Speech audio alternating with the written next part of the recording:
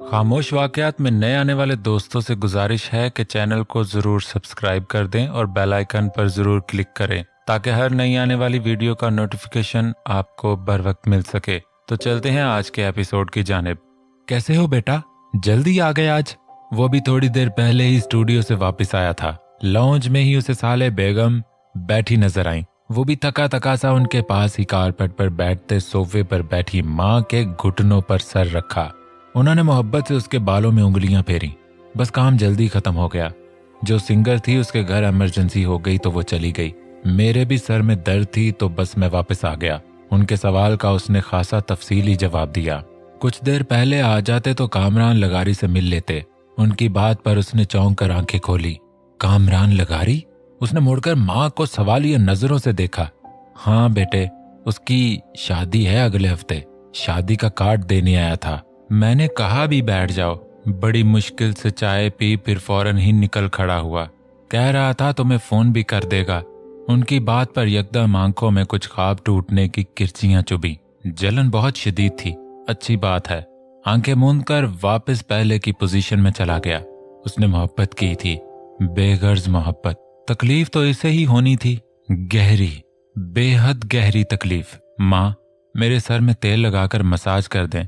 मैं कुछ देर गहरी नींद सोना चाहता हूँ। फाजी, क्या बात है बेटा, कोई परेशानी है?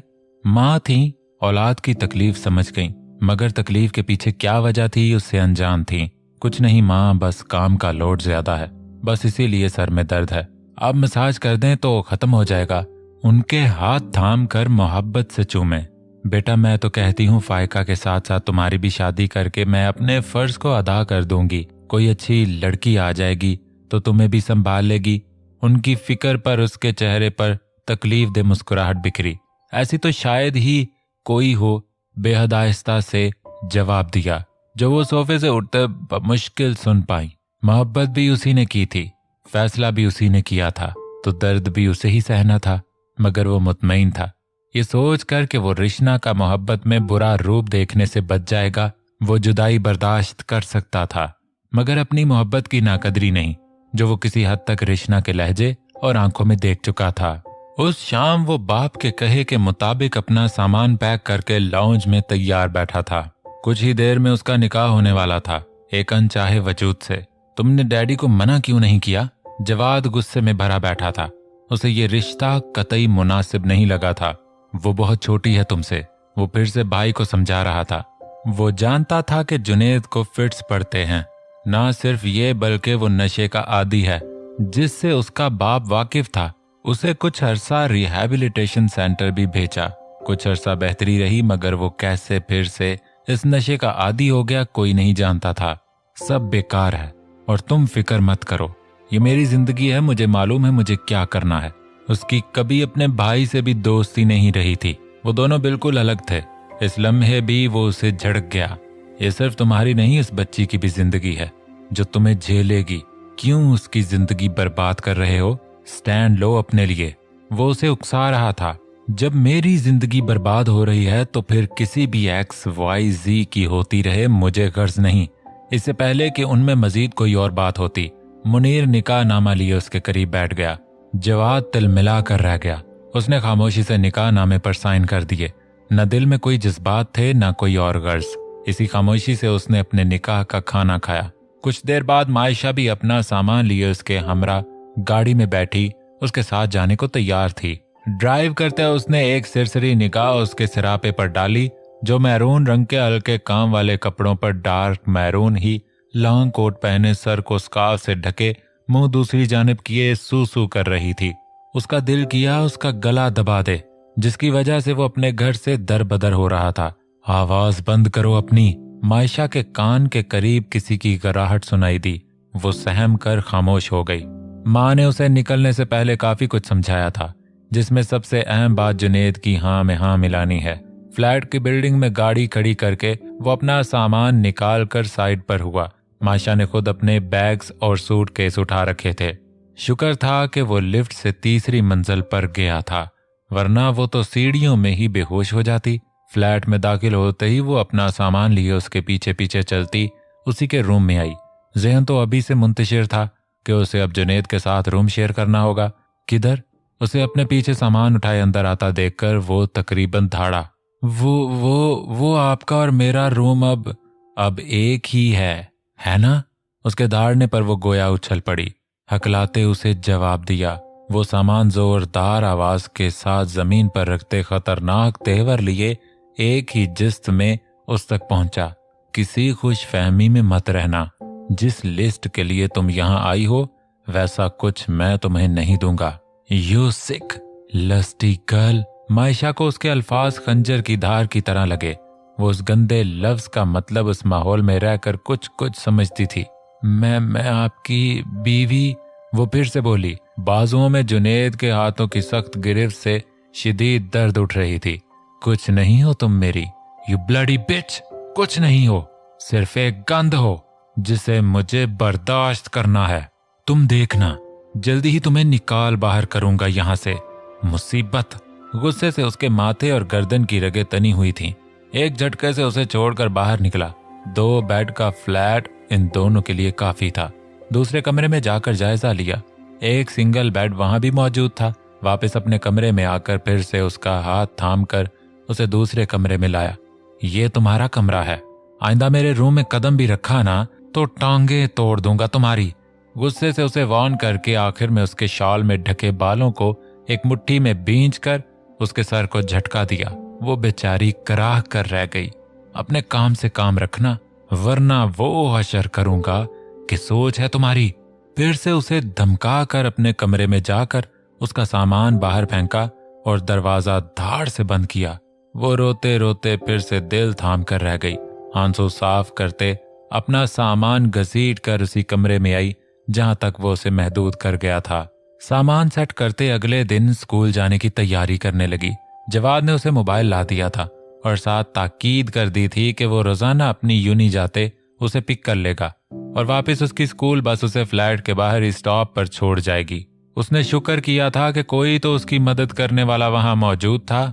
उसे तो मालूम भी नहीं था ये रिश्ता क्या होता है, बस माँ ने बताया था कि अब से वो उसका शौहर है। वो यही जानती थी कि शादी हो जाए तो मियाँ बीवी इकट्ठे रहते हैं। अगर उनकी उसके माँ बाप की तरह लड़ाई ना हो तो बस उससे आगे उसे कुछ मालूम नहीं था।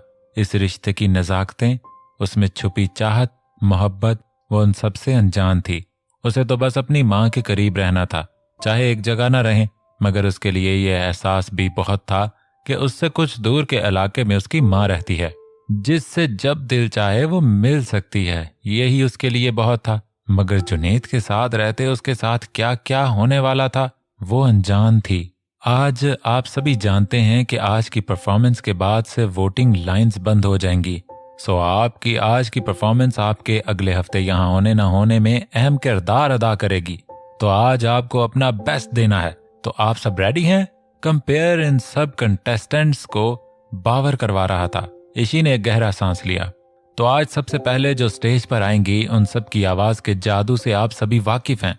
वो कोई फोक गाना गाती हैं तो भी इसमें जान डाल देती हैं और कोई राग गाती हैं तो अपनी आवाज को उसी के मुताबिक कर लेती हैं। उन्हें अगर वर्सटाइल कहा जाए तो गलत नहीं होगा।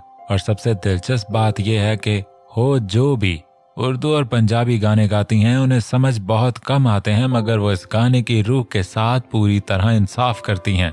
हाँ जी, तो आप समझ गए होंगे हम बात कर रहे हैं ईशी रहमान की। बहुत सी तालियों में ईशी प्लीज स्टेज पर आइए। कंपेयर ने बहुत से तारीफी कलमात के साथ उसे स्टेज पर आने की दावत दी। वो आज भी वेस्टर्न हुलिये में ही थी। जीन्स की जैकेट और जीन्स की ही कैपरी पहने, बालों को पोनी में जकड़े अपने अजीब से हुलिये में वो स्टेज संभाल चुकी थी।